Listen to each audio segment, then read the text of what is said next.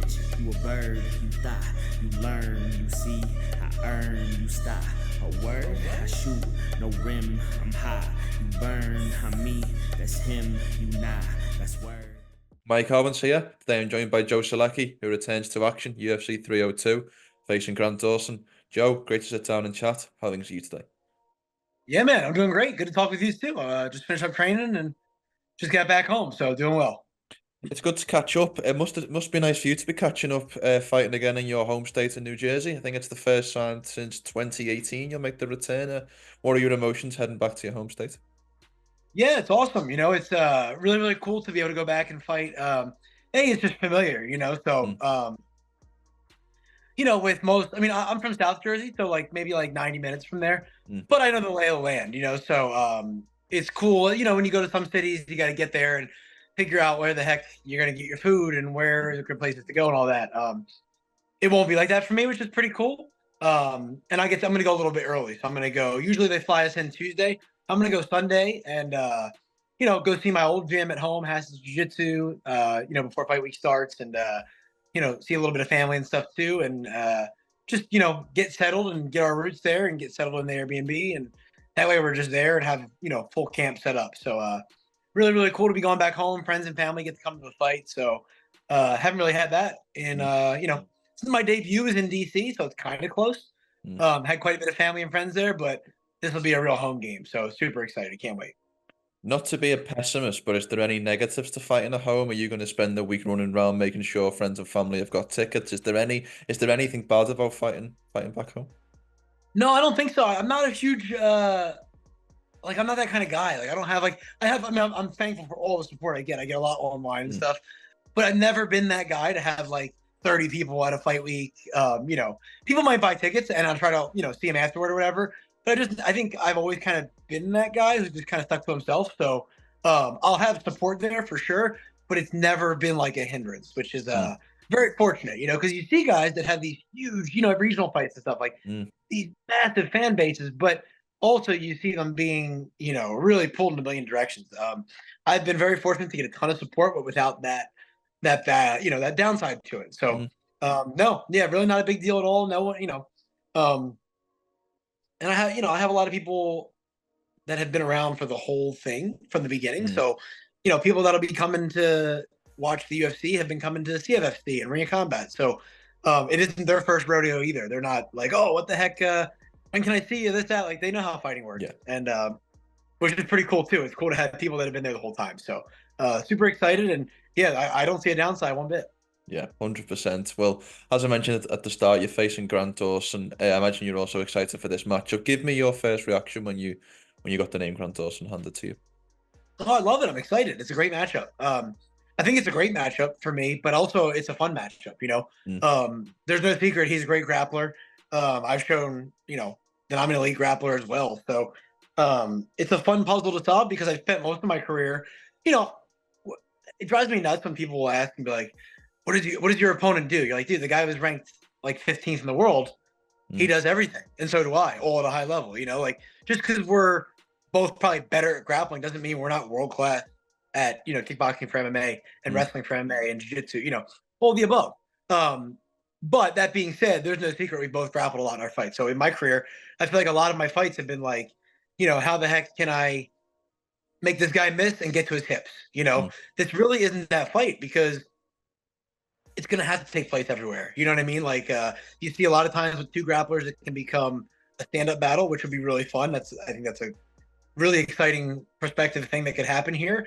Or on the flip side, I get to test my grappling against another great grappler. So all the different ways it could go. It's just a fun type of thing to train for, and it's a different kind of camp than the last few I've had. So mm. different partners, different preparation, different positional goes. Just everything's kind of different. So kind of refreshing in that sense, and a great opportunity. I go out there and show the world what I can do against Grant Dawson. Great things happen for me and my family. So all the way around, just really really excited about it. What a blessing it is to be doing it back home on a huge pay-per-view card. So just couldn't be any better. Really excited for it. I love it.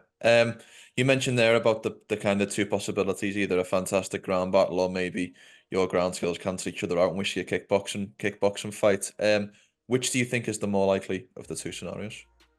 Man, I don't know. That's the thing that's going to keep me up at night. You know, you don't know how the fight's going to go.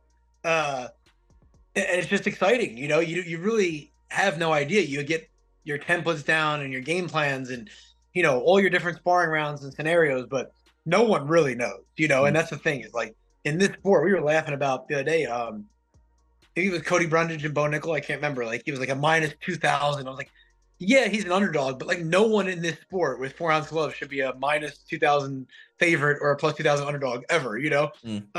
It's crazy. It's unpredictable. So I really have no clue. And that's what makes it fun. You know, I think we'll end up grappling at some point, but you know, who knows? You don't know. I come out there and land something big early and he, you know, he can go down or, you know, maybe his whole game plan this time is to prove his stand-up's different than the Bobby Green fight. You know, I really can't say. I have no idea what's going on in their camp, and you know, ours prepared for everything. So I think that's what makes it so exciting is the theater of the unknown. You know.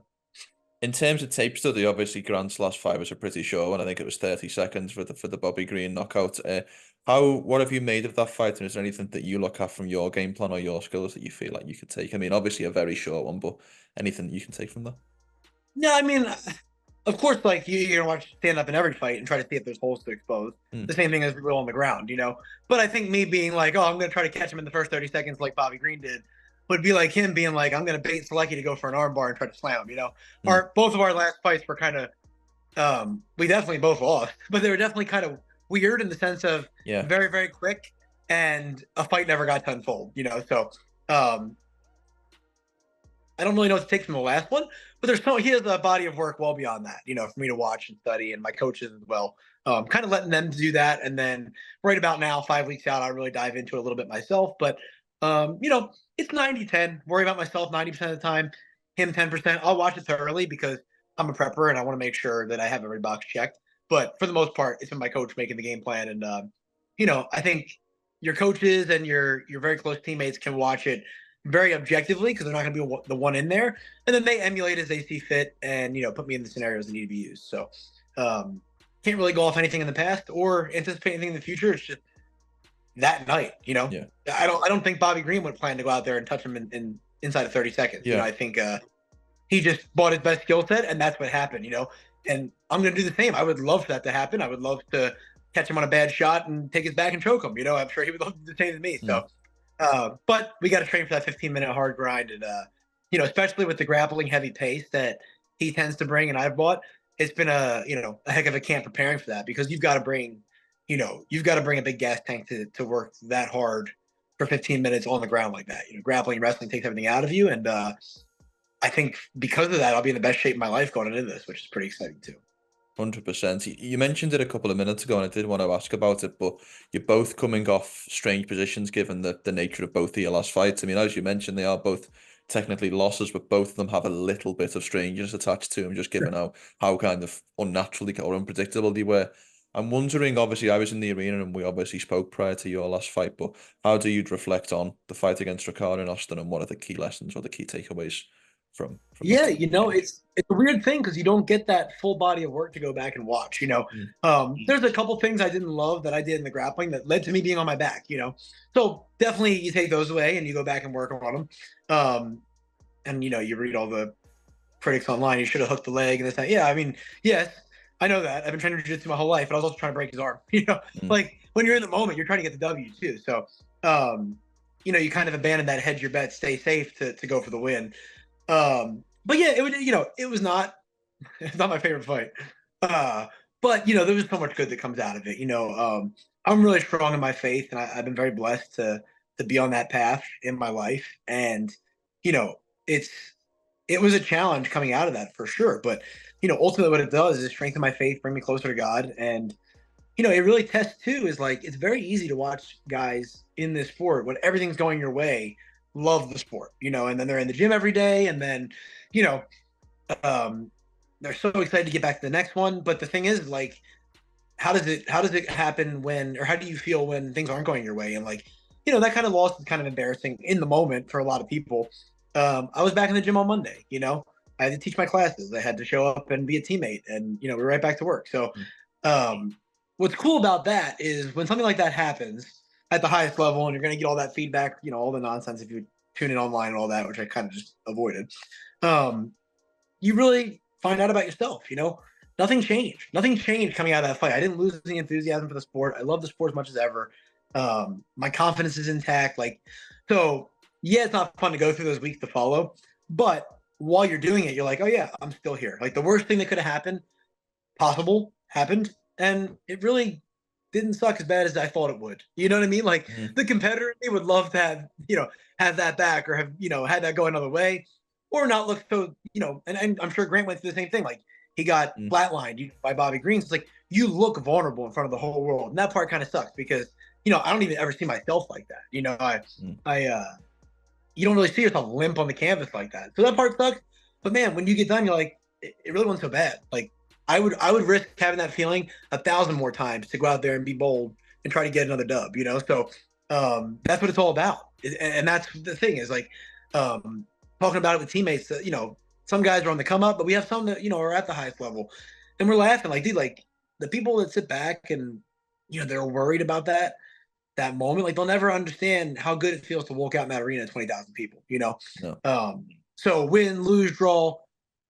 The competitor in me wants to win every single time, but I'd make that walk 1,000 times knowing the result just to go out there and feel that and chase my dreams and show my kids what it's like to chase your dreams. And now on the flip side, okay, what do you do when you fall down? You get right back up and you go after it. You know what I mean? Without any loss of enthusiasm. You don't sit there and feel bad for yourself. You don't sit there and let anybody else feel bad for yourself or for you, and that's the thing. I had a buddy, one of my students was like, it was like a couple weeks after the fight. He's like, oh man, I was worried about losing at this local tournament, blah, blah, blah. Like if what happened, he was saying it as a compliment, but he's like, if what happened to you happened to me, I'd still be in hiding. And I was like, yeah, that's why I'm me and you're you, like I'm not built that way. I'm not built to sit there and lick my wounds. So yeah, long-winded, but man, I'm back, and I really could care less about what happened in that fight, and I would risk it a million more times to have that chance to get my hand raised and putting food on the table for my family.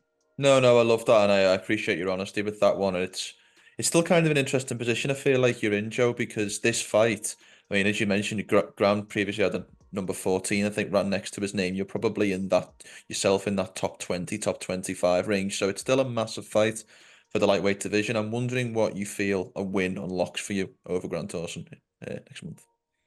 Yeah, it does. It kind of feels like, I don't know for Grant, because I'm a little behind in the rankings probably, but I was laughing with, me and my manager, my coach were like, it kind of feels like a mulligan from the UFC. Like, yeah, like crap happens in this sport. Like we know you guys are both prospects still, like big, on the cusp of big things. Like sort it out amongst yourself. One's gonna go on, one takes a step back in the rankings after this.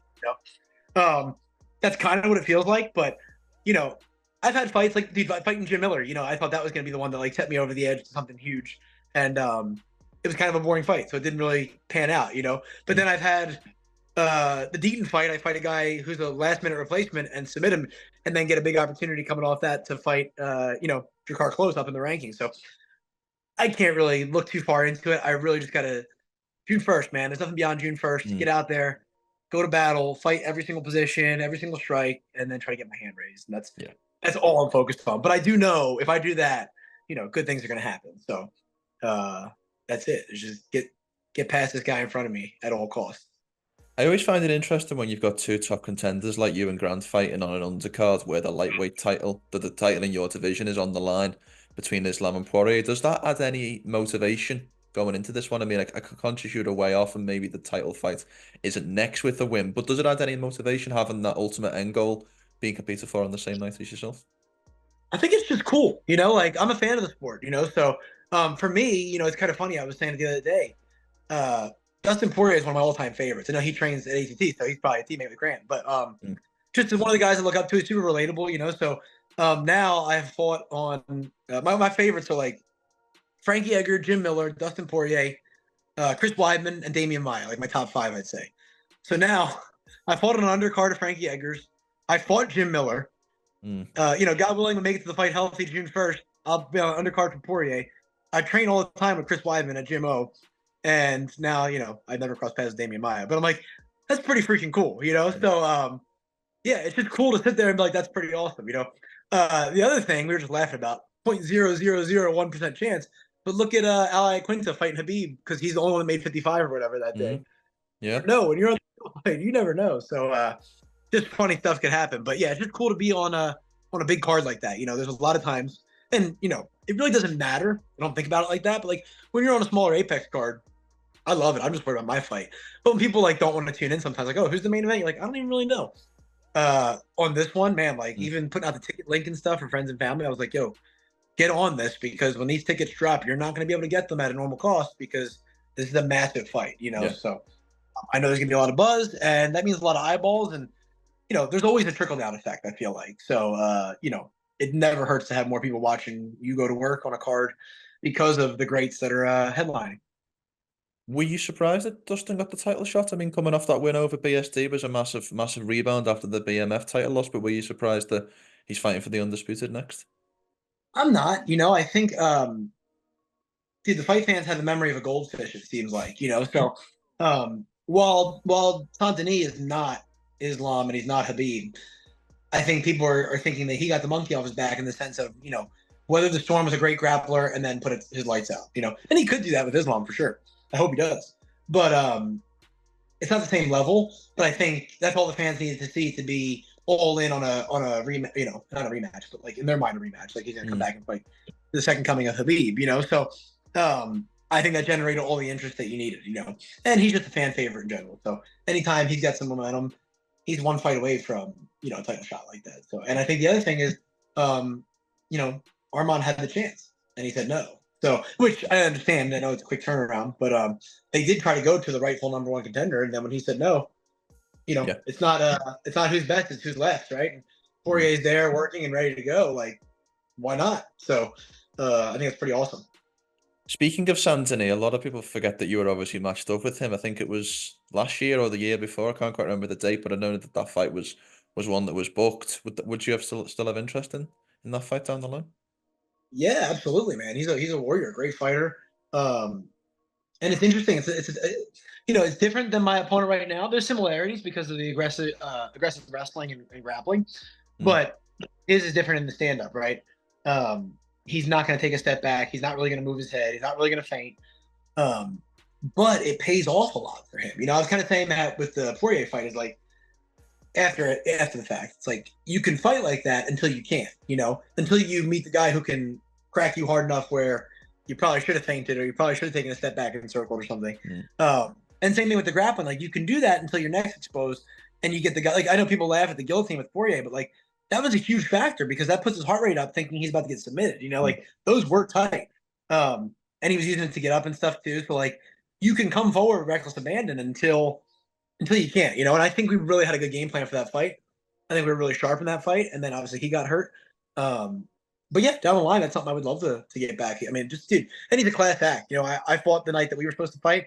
He was, I saw his name pop up in like a message. I was like, oh man, here we go. It's like gonna be like a call out or something, and it was just like the most respectful, like, good job, warrior, like, well done. And I was like, oh, hope he was getting surgery. I was like, prayers for a speedy recovery. And he like sent like something back. I was like, what a class act, So I love sharing that. Like Grant Dawson, same thing. Like I like sharing the cage with guys that I respect. Then you bring the best fight possible you can to them. They do the same, and like then it's all respect. And I think the sport would be better off with more guys like that and more guys with that approach. I completely agree. Well, last one from me, Joe, and as always, thank you for your time. I want to read you back a quote from a caption on your Instagram profile because I've just got one sentence, but on one of your last Instagram posts, you as part of the caption, you wrote, "Loving my work like never before." So with that being said, I'd like to know what is your mentality going into this next fight when you step off against Grant Dawson, UFC 302?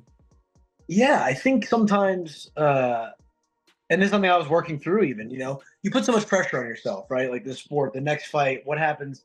I'm a type A guy, so I'm always planning for the next thing for life after fighting, for, and then you stop and you don't enjoy things, and a couple weeks, I've been training for this fight for like 12 weeks out. So like maybe 2 or 3 weeks into that training, I was like, man, like I'm quickly sucking the fun out of it by just putting so much pressure on myself about what if this happens, what if that happens, and then I got to do this, and then I got to, and then all of a sudden my body was feeling it, but my mind more so. I was talking to my pastor buddy Kevin back in Wilmington where we used to live, and we talk, all the time on this app where we can video chat and stuff. And we were going back and forth, and one of the first things he said was like, from a faith perspective, like, are you feeding your soul? And I was like, man, like that was very, in here. And the next thing he said is like, are you running your body so hard, you're not keeping up, your mind can't keep up. And I was like, we have a sauna at my house. I was sitting there and I was like praying and just reflecting and all this stuff. And I was like, dude, that's exactly it. Like, I'm not enjoying this. This is awesome. Like, this is one of the coolest things ever, As soon as I thought about that, spent time in prayer, reading, um, the weeks to follow, or the days to follow immediately, especially, were like some of the most fun I've had in the gym in years. And I was like, oh man, yeah, this is awesome. Like, just what a cool life. Like, we get to go in there and all the things we just talked about, all the fun challenges of it, and to be, dude, I would have killed to be on I don't know, a Dana White Contender Series, the Ultimate Fighter.